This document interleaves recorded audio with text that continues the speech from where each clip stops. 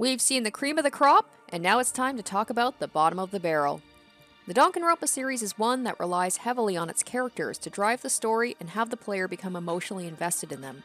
And while there are many, many characters from the series I love, check out my favorite character list in the description bar if you haven't seen that video yet. They can't all be winners.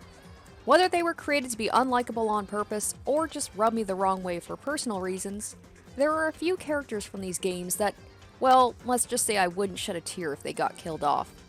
The only stipulation for this list is that I will only be including characters from the main 3 games, so no characters from Alter Despair Girls or the anime. So count yourself lucky, Rurika, because you would definitely be on my list otherwise. Also a warning that there will be spoilers ahead, so watch at your own discretion. Okay, with that out of the way, let's get into it. My top 5 least favorite Danganronpa characters.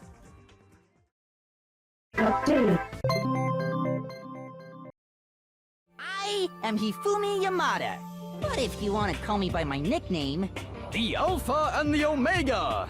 I don't mind. As I mentioned in my favorite character list, I find the Danganronpa 1 cast to be the most forgettable overall. There weren't really any students that I can say I hate from this game, but the one that I found the most annoying is the ultimate fanfic writer, Fumi Yamada. What's there to say about Hifumi?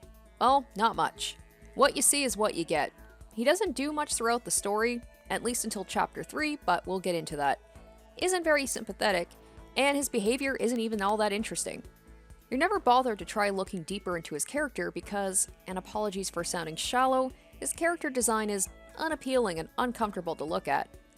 I get that the Danganronpa characters are characterized by their talent and they can come off a little one-note at times, but Hifumi is the ultimate archetype for geeky anime nerd. Even in his free time events, there's no sense of hidden depth or redeeming character arc. He just spouts out gaming and anime lingo and rambles on about his waifu, Princess Piggles. And in the same vein as another character that I will be discussing later, he's creepily perverted in a way that is only marginally less grating on the nerves.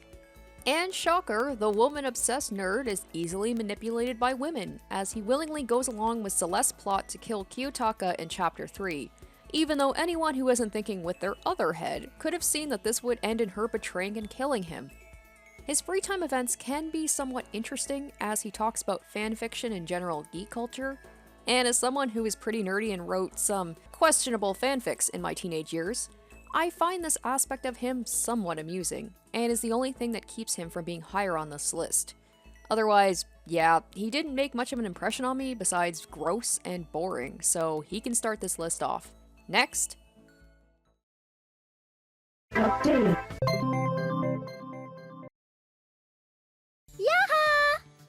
My name is Angie Anagha. I'm the ultimate artist. To no one's surprise, Angie Anagha, the ultimate cult leader, ultimate artist, is on this list. Real talk, I legit forgot what her talent was most of the time. I can summarize my dislike for Angie in one word. Atua, atua, atua, atua, atua, atua, atua, atua, atua, atua, atua, atua. I think her obsession with the god Atua was supposed to be played off for laughs, but she got on my nerves more than I found her to be funny. Angie is a case of disliking her more because of her wasted potential. Her character design, for me at least, is great. She really stood out among the V3 characters, which says a lot when you consider the eccentricities of some of the students. Her design is simple yet cute, with the island tropical artist vibe going on. And as someone who has an interest in art, I thought her ultimate talent had a lot of potential to be interesting. Maybe her free time events could teach you about certain artists and their styles. But then she opens her mouth. Maybe it was intentional, and I apologize if this comes off as harsh, but I found Angie's voice really grating. However, despite being on this list, I don't really hate Angie in terms of writing. Yeah, she was annoying, but definitely well written. The ability to turn some of the students to her cult of Atua so effortlessly shows that she's a master manipulator when it comes to getting what she wants. And while I disagree with her methods, at the end of the day, she really did just want to protect people and prevent more murders from occurring by forming the student council and enacting a curfew. But all that considered, I can't say I was all that upset when she got offed in Chapter 3. Sorry, Angie, but unfortunately, you are not so divine. I'm here Hiyoko Sayanji.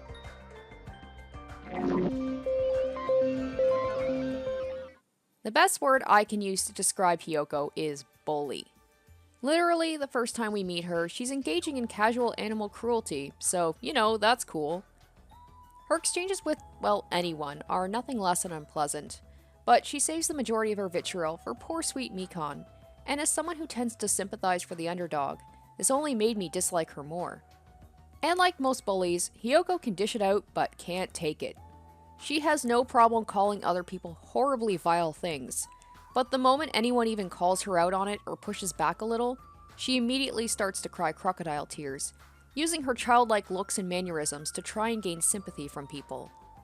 Her immaturity and aggressiveness can be attributed to her especially tragic childhood, which you learn about during her free time events, so her actions can be, I don't want to say forgiven, but at least understood.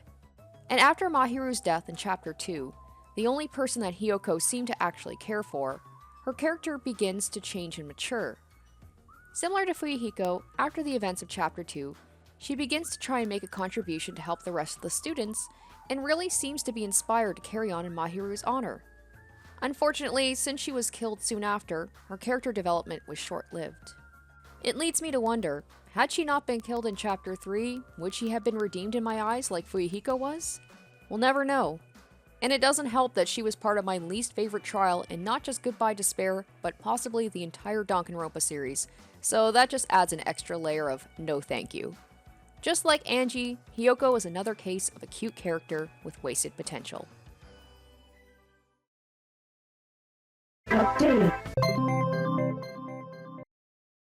My name is Teru Hanamura. On the streets, I'm known as the ultimate cook. Yep, 2 characters from Goodbye Despair in a row. The irony is that the second game has the majority of both my favorite and least favorite characters. And while there are some great characters in this game, there are also some stinkers. As for why I don't like Teru, well, I think it's pretty obvious. How about some veggies? Where did you come from?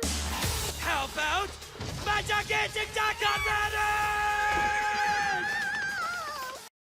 I mean, literally the first time we meet him, he's trying to trick sweet, pure Sonia into sucking poison out of his loins. Not a great first impression. The best way I can describe him is that annoying perverted guy we all knew in high school who said gross things to get a reaction from people. Yes, he was somewhat redeemed by his backstory of wanting to help his family by becoming a master chef to provide for them, but it wasn't enough to get rid of the icky feeling I had whenever I was forced to talk to him, and I went out of my way to avoid him during free time events. And unlike Hifumi, who stuck to obsessing over mostly 2D girls, Teru legit sexually harasses every female member of the group, so he is far worse in my opinion.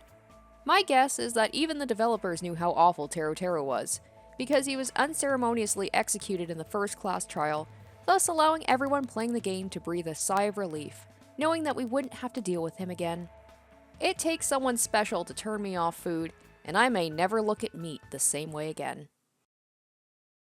And before we get to my number 1 least favorite character, let's take a look at some dishonorable mentions.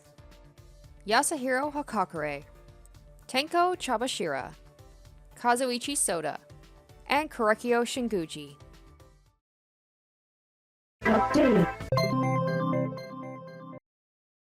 I am K1B0, the ultimate robot. No, don't worry. We're cool, Keepo. The previous characters on my list so far have been either forgettable, annoying, or weirdly perverse. My number 1 pick is an unholy combination of all of these factors, and I just find them unbearable.